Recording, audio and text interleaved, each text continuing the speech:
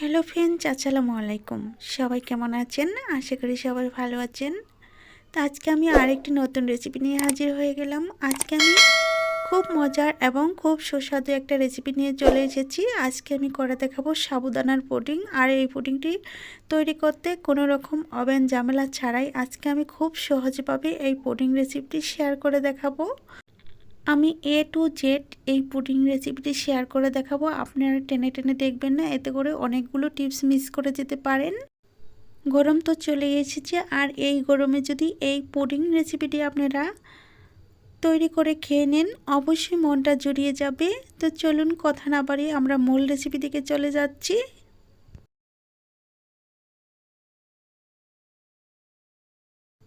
প্রথমে আমি পুডিংটি রেডি করার জন্য এখানে আমি একটা ক্যারামেল তৈরি করে নেব। আর ক্যারামেল তৈরি করার জন্য এখানে আমি নিয়েছি 1/3 কাপ চিনি। চিনিটা নিয়ে আমি প্যানটা হাই হিটে গরম করে এখানে আমি চিনিটা দিয়ে দিচ্ছি। আর এখানে পানি দেওয়ার কোনো প্রয়োজন নেই।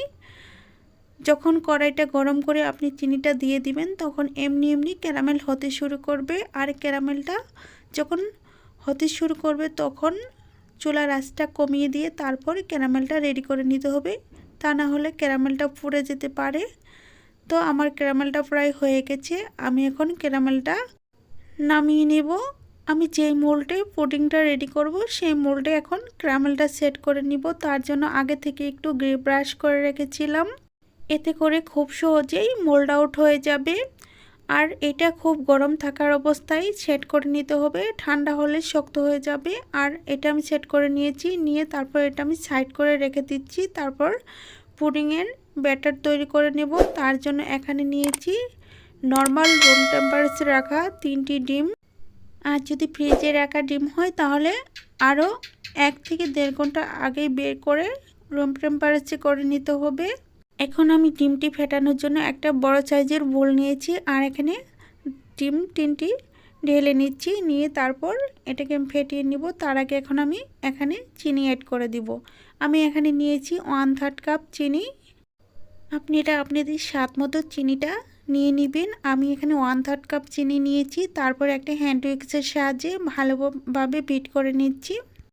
আর হ্যান্ড উইক্স হাতের কাছে না থাকলে আপনারা কাঁটা চামচের সাহায্যেও এটা বিট করে নিতে পারেন, এতেও হবে। তো আমি 7 থেকে 8 মিনিটের মতো এটি বিট করে নিয়েছি। বিট করে নেওয়ার পর দেখেন কালারটা অনেকটা পরিবর্তন হয়ে এসেছে। এখন আমি এটা সাইড করে রেখে দিচ্ছি। তারপর একটা বাটি নিয়েছি, আর এখানে ডিমের ব্যাটারটুকু দিয়ে দিচ্ছি। আপনাদের সুবিধার্থে আমি এটা মেপে দেখাচ্ছি। এই বাটি দিয়ে আমার 1 বাটি ব্যাটার হয়েছে ডিমের। আর আমি এই ডিমের ব্যাটারের সমপরিমাণ দুধ নিয়ে নেব। আমি 6 কাপ দুধ নিয়েছি, আর 6 কাপ দুধকে জাল করে 3 কাপ করে নিয়েছি। আমি 3টি ডিম নিয়েছি, তার জন্য দুধকে ঘন করে 3 কাপ করে নিয়েছি। দেখতেই পাচ্ছেন আমি সমানভাবে দুধটাও দিয়ে দিচ্ছি, এতে করে পুডিংটা অনেকটা সুন্দর হবে। তারপর হ্যান্ড উইক্সের সাহায্যে ভালোভাবে মিশিয়ে নিতে হবে দুধ আর ডিমের ব্যাটারটা। তারপর আমি এখানে দিয়ে দিব ভ্যানিলা এসেন্স। আমি এখানে দিয়ে দিচ্ছি 1/2 চা চামচ ভ্যানিলা এসেন্স। তারপর হ্যান্ড উইক্সের সাহায্যে আবার ভালোভাবে মিশিয়ে নেব। মিশিয়ে নেওয়া হয়ে গেলে আমি এই ব্যাটারটা একটা শাকনার সাহায্যে ব্যাটারটাকে সেঁকে নেব, এতে করে ব্যাটারে কোনো লাঞ্চ থাকলে বেরিয়ে আসবে। তার জন্য আমি অন্য একটা বাটি নিয়েছি। তারপর সেঁকে দেখাচ্ছি ভিতরে কতগুলো লাঞ্চ বের হবে। আর এগুলো বের হয়ে আসলে পুডিংটা অনেকটা সুন্দর হবে এবং স্মুথ হবে। তো এইটা ছাকার পর আমি এটি সাইড করে রেখে দিয়ে এখন আমি পুডিংয়ের জন্য সাবুদানা সিদ্ধ করে নিব। তার জন্য এখানে আমি নিয়েছি 1/3 কাপ সাবুদানা। আর এই সাবুদানাটা এখন আমি ভালোভাবে ধুয়ে তারপর পরিষ্কার করে তারপর আমি সিদ্ধ করে নিব। আপনারা এই সাবুদানাটা যে কোনো সুপার শপে অথবা মুদির দোকানে পেয়ে যেতে পারেন। সাবুদানাটা সিদ্ধ করার জন্য চুলায় আগে থেকে একটা প্যান বসিয়ে দিয়েছি, আর এখানে পর্যাপ্ত পরিমাণে পানি দিয়ে তারপর পানিটা গরম করে নিয়ে সবগুলো সাবুদানা দিয়ে দিচ্ছি। একটা বিষয় খেয়াল করতে হবে, সাবুদানাটা একটু সিদ্ধ করতে বেশি পানি লাগবে, আর পানিটা একটু বেশি দেওয়ার চেষ্টা করবেন, এতে করে সাবুদানাটা সুন্দরভাবে সিদ্ধ হয়ে যাবে। আর আমার সাবুদানাটা সিদ্ধ করতে 7 থেকে 8 মিনিট সময় লেগেছে, আপনাদের একটু কম বেশিও লাগতে পারে। তো ভালোভাবে সিদ্ধ করার জন্য আমি ঢেকে দিয়েছিলাম 7-8 মিনিট। তারপর 7-8 মিনিট পর খুলে দেখাচ্ছি। আর এখন একটু দেখাচ্ছি কেমন হয়েছে। সাবুদানাটা পুরোপুরি সিদ্ধ হয়ে এখন আমি নামিয়ে নিব।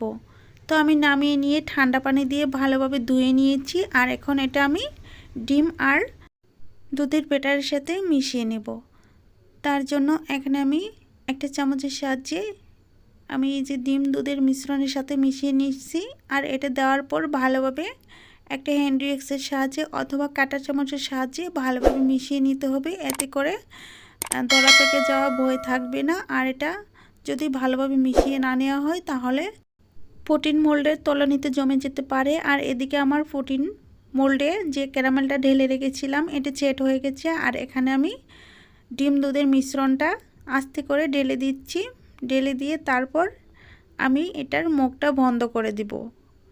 তো মোল্ডের যদি কারোর মুখ না থাকে তাহলে আপনারা ফয়েল পেপার অথবা র্যাপ পেপার দিয়ে ঢেকে দিতে পারেন। আর এটার যেহেতু ঢাকনাটা আছে আমি ঢাকনাটা দিয়ে ঢেকে দিচ্ছি। ঢেকে দিয়ে তারপর চুলায় চলে যাব।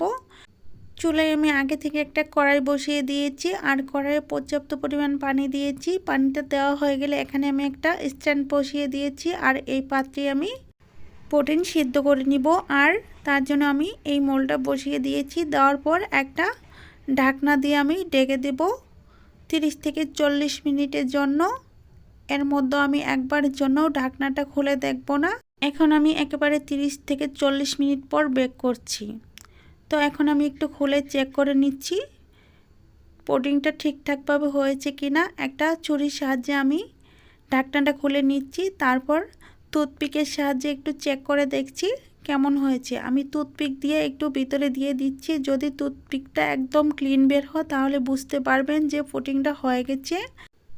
আমার টুথপিকটা একদম ক্লিন বের হয়েছে। আর যদি টুথপিকের গায়ে দুধ অথবা ডিমের ব্যাটার লেগে থাকে তাহলে বুঝতে পারবেন আরও কিছুক্ষণ রান্না করতে হবে।